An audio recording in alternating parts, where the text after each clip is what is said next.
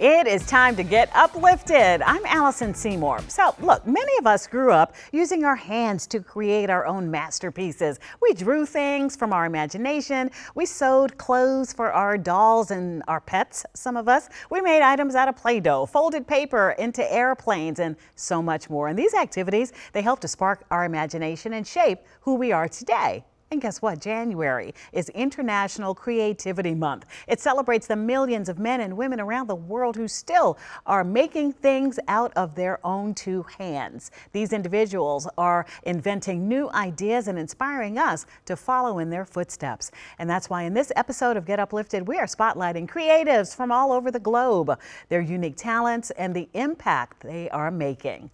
Let's start by highlighting a creative foodie whose desserts will blow you away. Take a look. Michelin-starred chef Takeshi Nishikawa combines his Japanese culture into practically everything he makes. He noodle-fied Japanese sweetened white beans and put them over chestnut ice cream.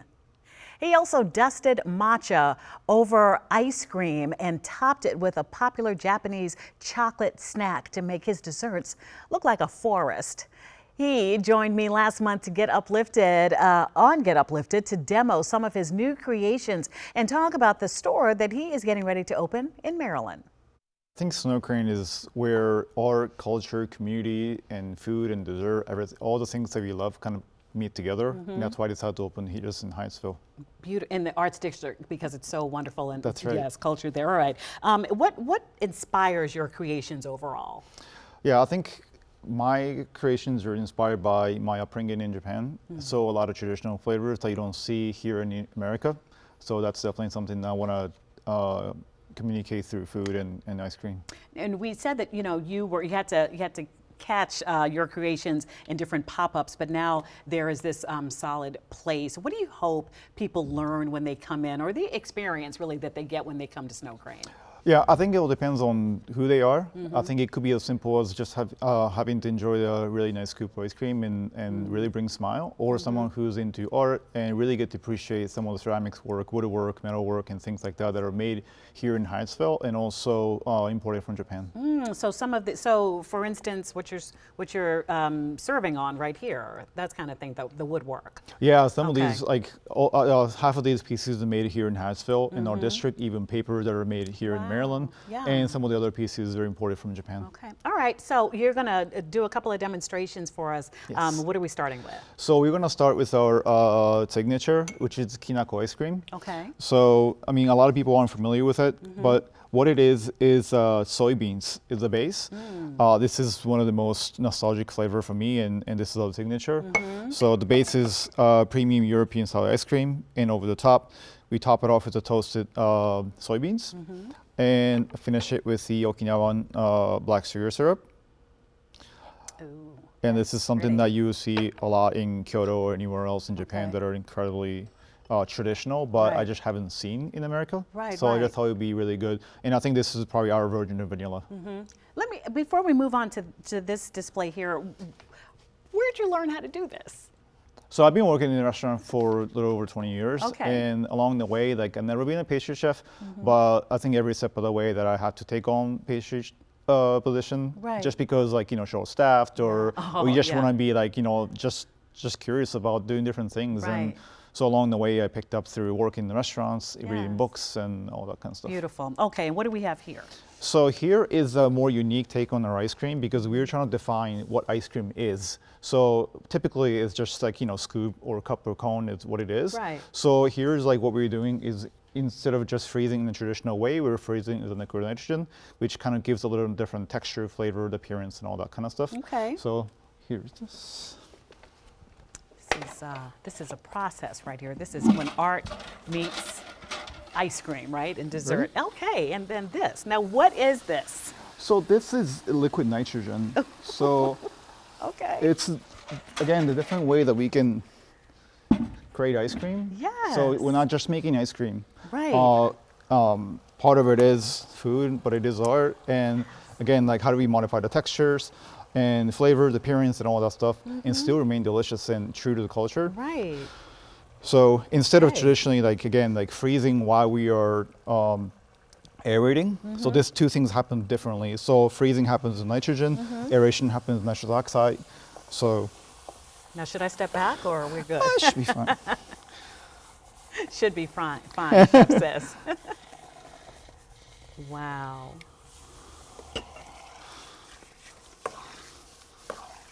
Look at that.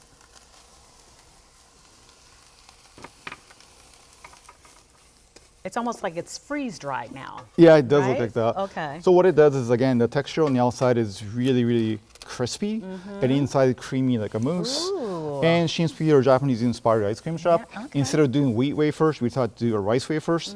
So these are rice that's being puffed, so gluten free, and it just simply Japanese. And Yes. just to top it off, just again, some of these are very humble ingredients like soybeans. So we just finish it with such a gold. So I think you can really have the layer of luxury. Right. And this is because I asked Chef exactly what is this? It's so beautiful. It's rice. It is. It's rice.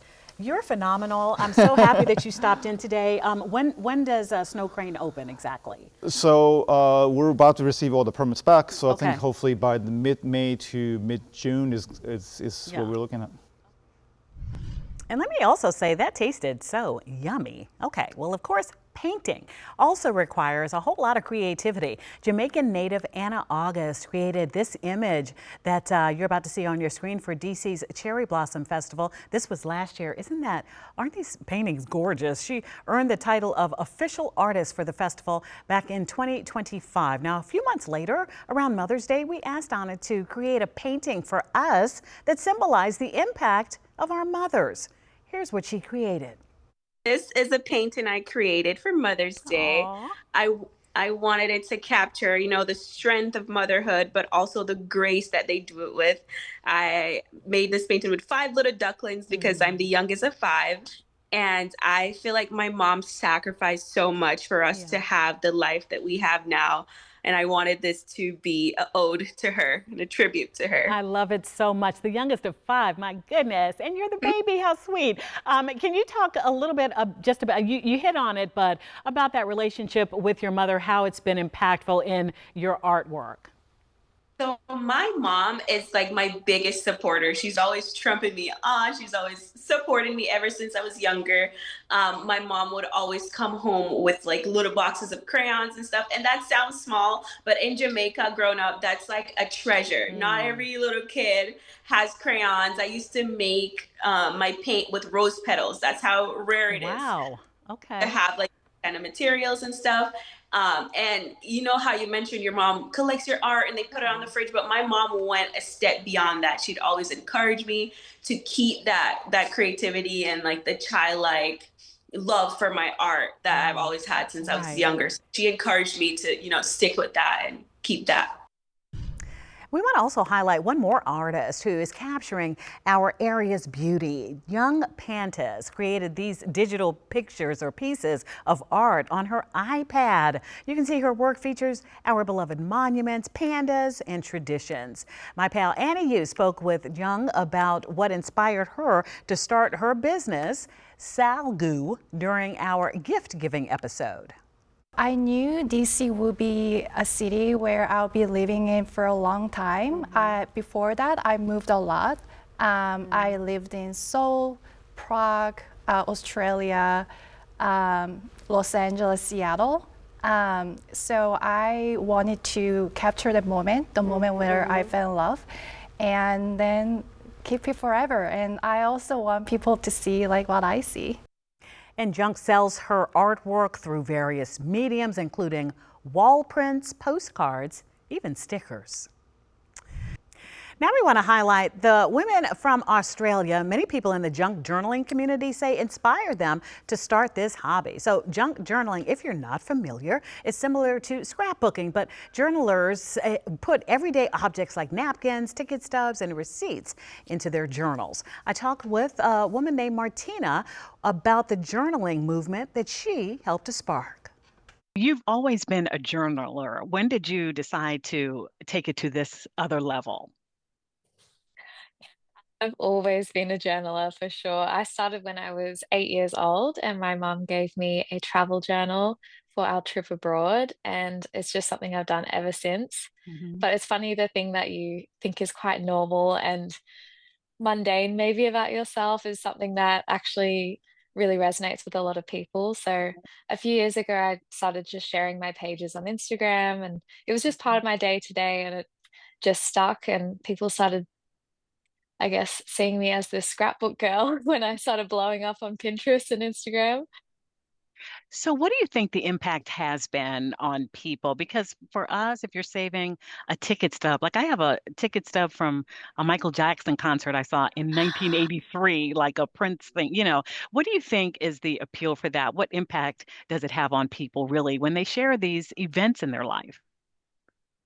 I guess it's just I think a lot of us are sentimental, and I think a lot of us have that shoebox under our bed filled Yeah, with tickets and photos and little bits that we've collected, like little bower birds. But there's something about actually turning that into art and taking time to really go through these memories and hold them, paste them in a journal. And it doesn't have to look pretty, but it's something about just the act of doing it that just romanticizes it even further and allows us to have that slow moment, I think. right, right. And how would you say that this artwork, that's what I'm going to call it, or this form of art has grown and changed for you over the years?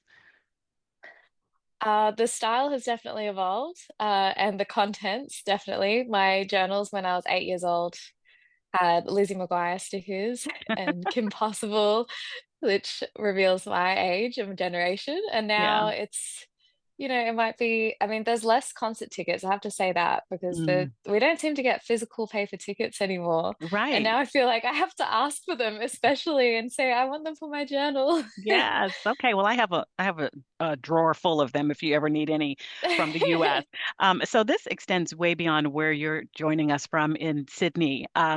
It's really formed communities around the world and different clubs and people doing this. When you think of that or your impact, how does that make you feel? I never could have expected it to go as far as it has gone.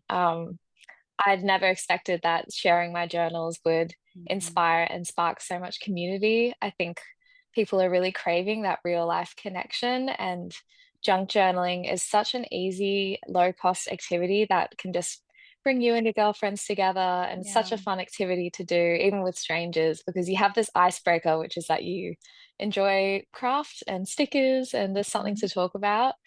But now there's hundreds of junk journal clubs around the world. I get people messaging me from Panama, from Bahrain, from Yeah. every Wow. state in the US saying, Yeah. I've started a little junk journal club, and thank you so much for inspiring that. And yeah, it's amazing to know that the impact has gone beyond online. Do you still host any? I know you have in the past. Yes, yeah, I do. Mhm. So I'm about to go on my book tour, which is really just an excuse to do a whole bunch of crafty events and Yeah. go visit my community around the world. And you've actually launched two books. Can you tell us about those? Yes, so my first book is The Art of Memory Collecting, which is 15 different craft projects for turning your memories into art, like memory boxes, scrapbooks. Mhm. And then my second book, which just came out, is A Year of Junk Journaling. And that is a whole year's worth of prompts and inspiration for your junk journal. Oh my God, I am definitely a fan. I'm telling you, I have diaries from when I was young with roses pressed in them, and you're like, what am I going to do with all Wow. this? So I'm just really excited. But I would be beginning. So what is the advice for a beginner? How do we even start doing this? A beginner junk journaler, I would just say start with what you have. I think we all have little bits and pieces that Hmm. we've collected. And if you don't, then start collecting. And Yeah. I think there's so much beauty in just starting to look at life that way, looking for Mhm. little souvenirs from your daily moments. You have a fan here in Washington, D.C. That's me. And I'm going to start, and I can't wait. And I will start my junk journal soon. Well, you may know a plant parent or two. Coming up, we're highlighting a local artist whose plant holders are as funky as they are practical.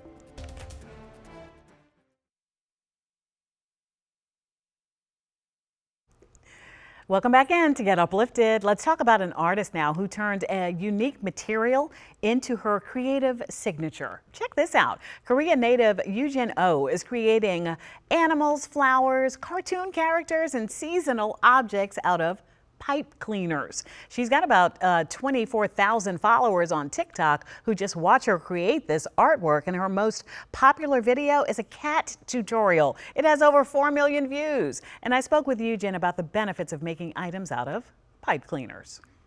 So thank you so much for joining us all the way from Seoul today. We really, really do appreciate it. Let me jump right in. What inspired you to start creating this artwork out of pipe cleaners? I love making things with my hands since I was a child. One day I saw a video online showing how to make flowers with pipe cleaners, and I thought it was amazing.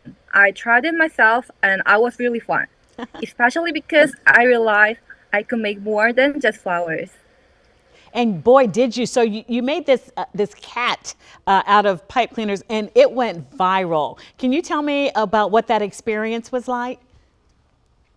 I haven't expect this huge response because I just uploaded my video as normal, but suddenly, just right after I posted my video, so many likes, comments, and followers were came. So I was so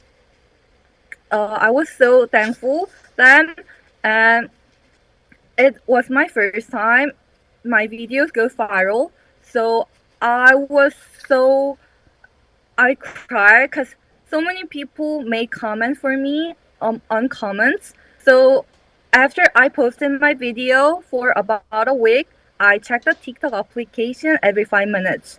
Seeing people share photos was so touching. So I proudly showed it to my family, and they were so happy and congratulated me. Wow, I'm sure they were so surprised and so proud. So I see you have some of your artwork in front of you. Can you brag on that a little bit and show me some of the artwork that's in front of you? Oh yeah. Well, I like to say my one of favorites creation is this Minions. Oh, I made it because I'm a huge fan of this movie. So this purple one is the Evil Minion. It's also my favorite. So I made it this Minions, and it also becomes more viral. So it's my one of the favorites creations. yeah, they're so cute. I like the minions too. So you decided to use pipe cleaners. So what is the benefit of using pipe cleaners? Are they easy to work with? Why would you say that people maybe should try it themselves, working with pipe cleaners? There were so many benefits because number one is it's very lightweight and it comes in wide variety of colors. So if I doing wrong, you can unravel and try it again because it's very flexible. And the second, you can make flat 2D design as well as 3D shapes. Also, you can make big size or small size, anything you can make. So, And the last one, I'm sorry. yeah, I'm sorry, they hold their shape well over time. So it is the best. I think it is the best materials making decoration something. And I see you display them behind you there. What do you do with most of the things that you make? What do you do with most of the pieces that you make? I usually display my finished creation around my home, like on shelf or on my desk, or even in the bathroom. Or I give this as a gift to my friends. And like this Halloween or Christmas season, I change the decoration, which I make like a tree or the Halloween cat like this. So it feels great to see my handmade decoration as part of my home. I love that. And how can people see your social media? Should we log on to TikTok, Instagram? How do we find you? I usually run on TikTok, so you can follow me on TikTok at Dongkul. It spells as DONGKUL. So I regularly post my pipe cleaner creations and tutorial there, so you can get new ideas and learn how to make them yourself. I love it. This is Yujin Oh. We appreciate your time. Have a beautiful day in gorgeous Seoul, South Korea. And again, thank you so much for joining us from around the world. We appreciate it. Thank you so much. All right. Okay. So we're cranking up the creativity here. Maryland ceramicist Rebecca Cross Squire created these funky ceramic holders to put our green friends in. And you can see just how really pretty and colorful and whimsical they are. Those have little feet on them. Okay. Rebecca also designs mugs, hand soap dispensers, holiday ornaments, and containers to put your things in. Okay. Like that. Red toenail polish. Really creative. Our Annie Yu spoke with her about her creations and how she is inspiring other local artists. I'd say the majority of things that I sell are kind of kitchen specific items. So I have oil pourers. I think the most of anything are soap dispensers. I sell also sponge holders, which unfortunately I've sold out of completely already this season. That's a good problem to have. Spoon rests, but I also absolutely love making planters. And of course I sell a lot of mugs. I mean, these are just gorgeous. So talk to me about the process and the time that goes into it. Sure, so I have a little studio in my house. So it's very small scale. I just use one clay body, which is porcelain, and I paint everything with a paintbrush with underglazes. So I decorate everything by hand. Everything's free-handed for the most part, painted. And I have so much fun. Where do you find the inspiration for your next product or next artwork? Oh, all over the place. Obviously, I know so many other wonderful ceramicists in the area selling their work, so I see what other people are doing. I see things online, but a lot of my work has been born out of just things that I need. Like I have a huge collection of plants at my house, so I spent years and years perfecting my perfect planter design. Yeah. So I've come up with all of these fun planter designs, both more typical ones with the built-in outer ring and drainage holes, and then really fun sculptural ones like this little guy that's really got little drainage holes and also fits on windowsills, which is a focus in my household, is making planters that fit in small spaces. Now, what are these little guys? Those are little slugs. So the story behind all of my little bugs that I've been making is that I teach kids, especially in the summer. I've been teaching at the Greenbelt Creative Kids Camp at the Greenbelt Community Center for the last 3 years. And whenever I'm teaching kids, I kind of end up doing things with my hands while I'm talking and I'm showing them what to do. And I just kept making little bugs. And so at some point I realized I had this whole collection of snails and slugs, and I was like, I should do something with all of these bugs. Eventually work in cicadas and exactly. What do we have? The lantern flies around here. I love it. Look at the little snail. And this is an ornament, right? Yeah, it could be an ornament. Exactly. That is so made cute. some of them into Christmas where did ornaments. your love start? I started doing ceramics a little bit in high school at Glen Echo Park in Bethesda, which was very fun. See, this is why Glen Echo Park can never go away. I know, it's such a special place. And then I studied ceramics in college at Bennington College. And then I've just been doing it kind of ever since. I was working at a District Clay studio for a while casually, and then in 2020 when everything started to happen with the pandemic, I was like, this is my time. I bought a kiln, I bought a wheel, and I set up my pottery studio, and I've been doing it for real ever since. That's I've been selling since I love then. that. I love that. So you're sharing your gift with others. If anyone's watching this and thinking, hey, how can I learn how to do this? Is there an opportunity for that? Absolutely. So I teach classes at the Greenbelt Community Center. We have a wonderful roster of teachers, so I don't do a huge amount of wheel classes or kind of casual hand building, but I've been doing a lot of really fun, specific workshops for making little creatures, making magnets, making sculptural planters. And I've been really trying to focus on classes that are accessible to non-ceramicists. So instead of 8-week ongoing classes, I'll do 2 to 3 week. You come and you make a product, and then you decorate it the next week, then refire it for the second time, and then you can take it home with you. So trying to make them really accessible to everybody. That's a good process, very organized. How can people reach out to you or get more information? Absolutely. You can reach out to me on Instagram at rcs_ceramics. Email me, rcsceramics@gmail.com, or reach out to me on Etsy. I sell on Etsy, which is etsy.com/shop/RCS ceramics. One of those custom. Yeah, one of those ceramics. silly names. But yeah, RCS ceramics. Reach out to me. I do a ton of custom work. Look, you don't need to put real flowers in a vase either. Californian Nene Angel crochets floral bouquets. They vary in size. They typically include a yarn plushie matching the theme of the bouquet. And those themes include Princess Rapunzel, Strawberry Shortcake, Snoopy. Annie talked to Nene about some of his most popular bouquets. What inspired me to make these was actually social media.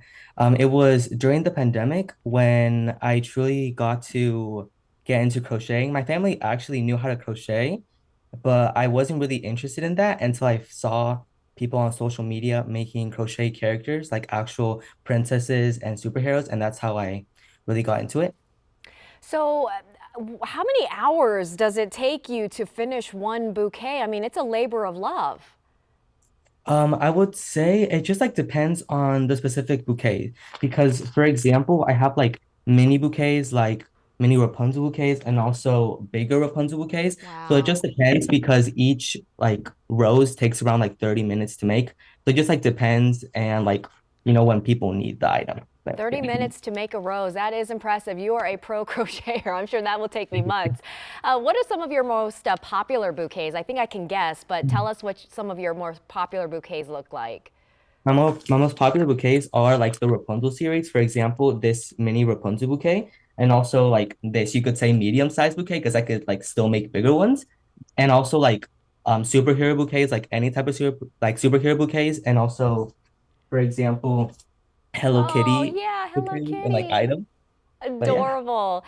Adorable. And I love that you can always hang on to the bouquet, right? I mean, yeah, flowers, yeah. you have to water and they eventually have a life, but you can hang on to these forever. What feedback have you gotten from your customers? I've gotten back mostly positive feedback.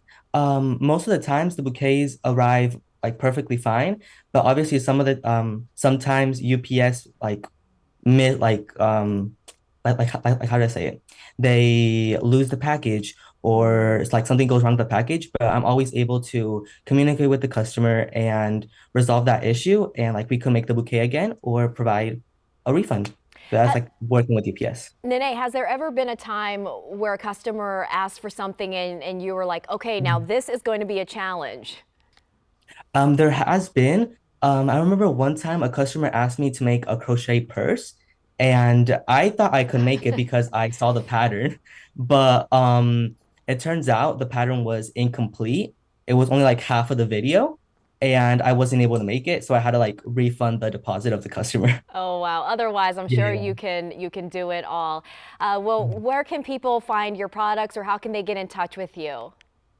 People could find like purchase my products through my number, my Instagram, my Facebook, my TikTok, but some people prefer to purchase also on Poshmark, which is like a direct site to like purchase a product instead of, messaging me details and stuff like that. We are 3 weeks away from Christmas. How far in advance should people contact you in order to place that order in time for the holidays? Mm. I do recommend a few weeks in advance because I do get my supplies from Mexico and I get them shipped over here.